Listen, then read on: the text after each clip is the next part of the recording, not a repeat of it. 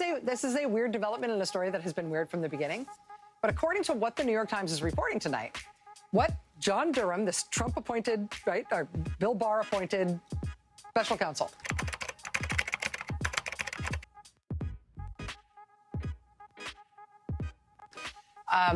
what he's preparing to do is charge this cybersecurity lawyer, Michael Sussman, with having told someone at the FBI that he was not representing a client when in fact he was representing a client.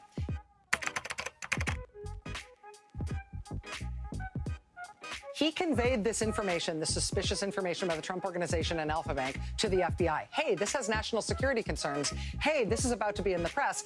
The FBI ought to look into this. Here's the data that we think is basically what the New York Times has, that reporters are about to put out to the public. This has national security implications. Here, FBI, you should have it.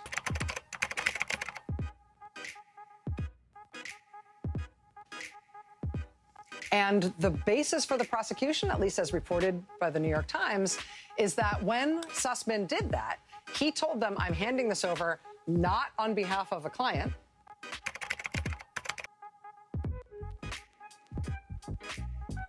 He says that he was doing it on behalf of his cybersecurity client who had dug up this suspicious data in the first place.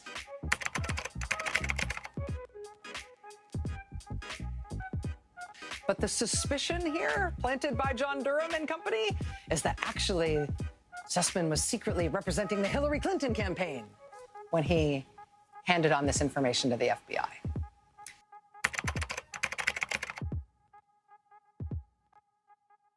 There is reportedly some evidence that Sussman billed some of his work to the Clinton campaign at some point. Again, his large firm was representing the Clinton campaign at the time.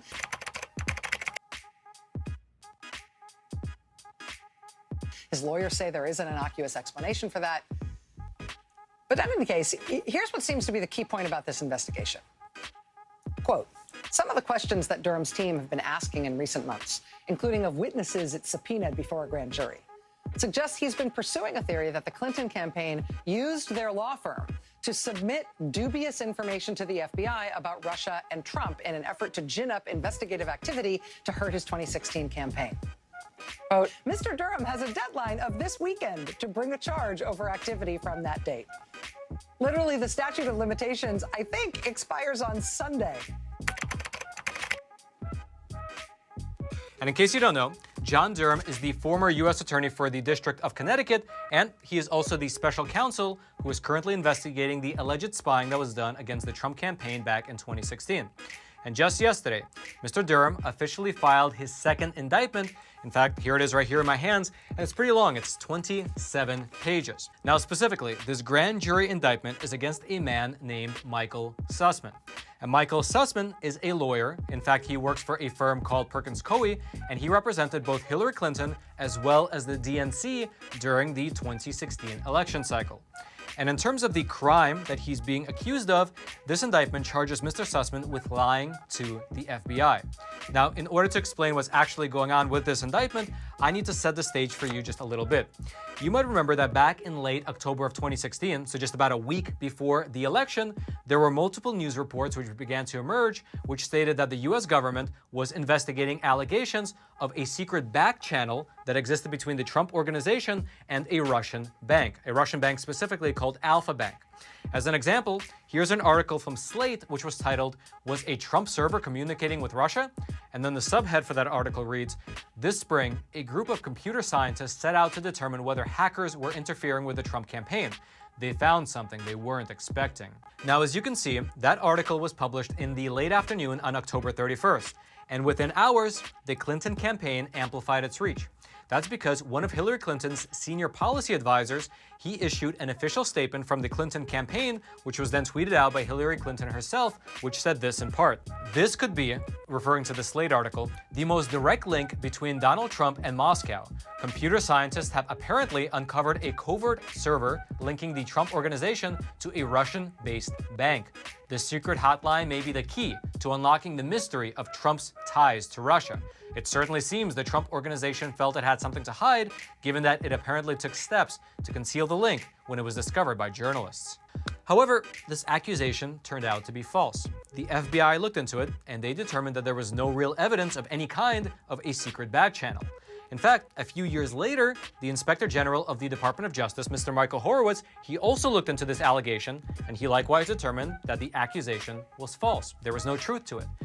However, given the fact that it took place during an election year, the damage had already been done.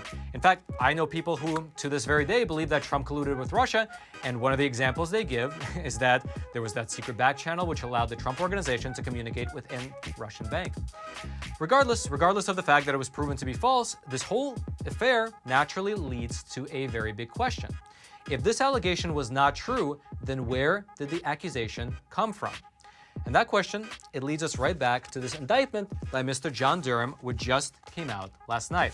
And so to start with, this indictment begins by quoting a story that was published in the New York Times in late October. Here's what it says, quote, FBI officials spent weeks examining computer data showing an odd stream of activity to a Trump Organization server and Alpha Bank. Computer logs obtained by the New York Times show that 2 servers at Alpha Bank sent more than 2,700 lookup messages to a Trump-connected server beginning in the spring. So the FBI spent weeks examining this data. However, how did this investigation over at the FBI actually begin? Well, according to this indictment, the FBI initiated this investigation as a response to a meeting that they had with Mr. Michael Sussman. And during that meeting, which by the way, Mr. Michael Sussman himself requested, here's what happened according to this indictment. Quote, Mr. Sussman provided to the FBI General Counsel 3 white papers along with data files allegedly containing evidence supporting the existence of this purported secret communication channel. So what appears to have happened is that the lawyer who was representing both the DNC as well as the Clinton campaign, he met with the FBI, he handed them documents, and then he suggested that they should investigate Mr. Donald Trump. Now, you might be asking yourself, why wasn't the FBI more cautious about this? I mean, clearly there's a conflict of interest. Well, that is where the alleged crime comes in. This indictment says this, quote, during that meeting, Mr. Sussman lied about the capacity in which he was providing the allegations to the FBI. Specifically, Mr. Sussman stated falsely that he was not doing his work on the aforementioned allegations for any client, which led the FBI General Counsel to understand that Mr. Sussman was acting as a good citizen, merely passing along information, and not as a paid advocate or political operative. And because Mr. Sussman lied about what he was actually doing, this indictment says that the FBI did not examine the origins of this data as thoroughly as they otherwise would have. But actually, this story gets a lot deeper than that, because as it turns out, Mr. Sussman was not only working with the DNC and the Clinton campaign. It turns out that he had another client who was not only feeding him all this information, but that other client also had a very, very real vested interest in making sure that Hillary Clinton was elected president. Now, as I mentioned a moment ago, Mr. Michael Sussman had another client, and that other client had a very real vested interest in getting Hillary Clinton elected as president. And in fact, according to this indictment, it was this other client who was feeding Michael Sussman the so-called evidence of the Trump Organization Alpha Bank connection. And so you might be asking yourself, who is this other client, and what is this vested interest that he had in getting Hillary Clinton elected as president? Well, in regards to the first question, this other client was a tech executive who worked at a US-based internet company. Now, in this indictment, this tech executive's name is not provided, but it does allude to the fact that he was likely a very big fish. That's because this tech executive said that if Hillary Clinton became president, he would be offered a top position in the US government.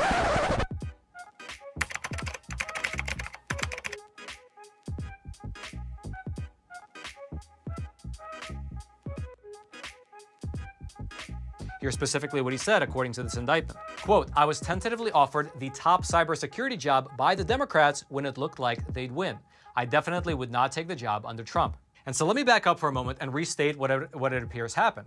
Mr. Sussman went to the FBI and presented so-called evidence that the Trump Organization was secretly communicating with a Russian bank. Mr. Sussman told the FBI that he was giving them this information of his own accord and that he was not working for anyone. However, unbeknownst to the FBI, here's what actually happened behind the scenes. Mr. Sussman was employed by a well-known law firm called Perkins Coie.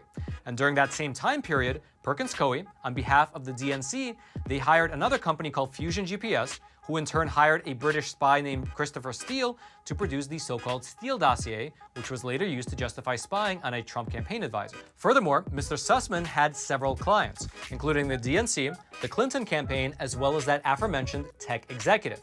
And that tech executive, he tasked several people, several researchers, to do research on these alleged Trump-Russia ties.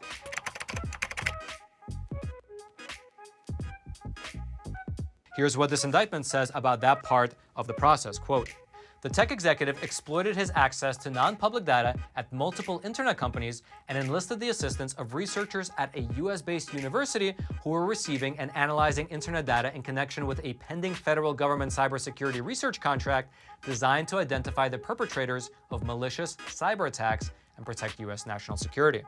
And so what it appears happened is that this tech executive, he used his connections within the industry to enlist the help of those aforementioned people who had access to data that normal people like you and me just don't have access to. And why did they have access to that data? Because they were literally working on a federal government cybersecurity research contract that these people utilized to pull data on the Trump organization. Now, let's play devil's advocate here, and you might say, if you're being generous, that this tech executive was acting in good faith. After all, maybe he really thought that the Trump campaign was colluding with Russia, and he really wanted to get to the bottom of it. However, this indictment by John Durham paints a very different picture. Here's how John Durham describes the situation. Quote, the tech executive's goal was to support an inference and narrative regarding Trump that would please certain VIPs. Moreover, and as alleged below, the tech executive provided information that he gathered through these interactions to his lawyer, Mr. Sussman, so that Mr. Sussman could assist in drafting and disseminating materials to the media and the FBI. And that appears to be exactly what happened. Mr. Sussman went to the FBI and he presented this information to them, although he said that he's just there as a citizen doing a good job because he came across his data in the natural course of events without mentioning what is actually happening in the background, the fact that he's working with all these different people. Now, there was a lot of other solid evidence presented in this grand jury indictment, such as the fact that Mr. Sussman, he was actually billing the Clinton campaign for some of the time that he was spending with his tech executive, and he was billing that time under the category of general political advice. Specifically, here's what Mr. John Durham said.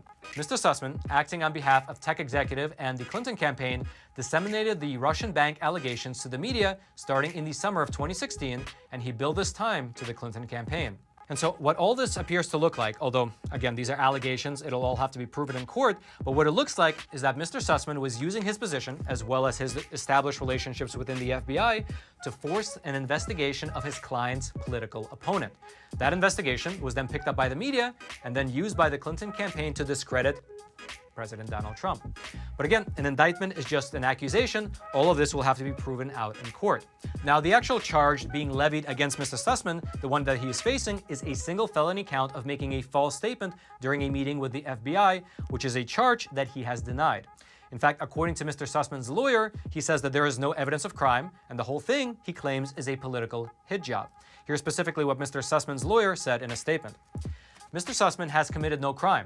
Any prosecution here would be baseless, unprecedented, and an unwarranted deviation from the apolitical and principled way in which the Department of Justice is supposed to do its work. Furthermore, when you go over to the Perkins-Coie website and you try to access the page for Michael Sussman, it has just been removed. And in fact, here is a statement from a spokesperson representing Perkins-Coie. Michael Sussman has been on leave from the firm and offered his resignation from the firm in order to focus on his legal defense, and the firm has accepted it. Now, according to the office of Mr. John Durham, Michael Sussman can make his initial appearance in federal court as early as Friday, which is today, although at the moment we have not heard whether he has appeared or not. Now, if you would like to dig deeper into this case, and if you have about an hour to spare, then I would highly recommend that you actually read this indictment for yourself, because the way it's laid out is pretty clear, it's all very logical, and it's fairly easy to follow. I'll throw a link to it into the description box below this video for you to check out.